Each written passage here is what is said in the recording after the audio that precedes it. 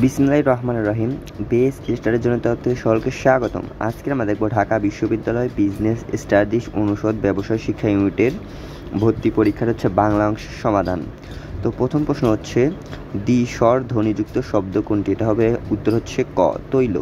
দ্বিতীয় হচ্ছে উপভোগ শব্দের উপসর্গের দোতনা কোনটি? এটা হচ্ছে উপসর্গ হচ্ছে গ অ্যান্সার।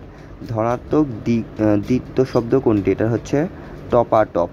যৌগিক শব্দের উদাহরণ কোনটি? এটা হচ্ছে খ। তারপরে উদ্বাড়ী শব্দের অর্থ কী? এটা হচ্ছে গ অ্যান্সার। পর্বত এর সামর্থ্য শব্দ নয় কোনটি? এটা হলো খ, মেদেনি। তারপর হচ্ছে 7 নাম্বার, নিচের কোনটি প্রতিশব্দ নয়? এটা হচ্ছে ঘ নাম্বার।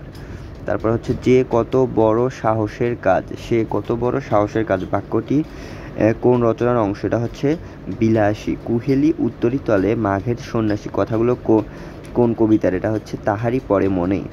তারপর উপমিত কর্মধারায় সমাসের উদাহরণ কোনটি? এটা হচ্ছে ক।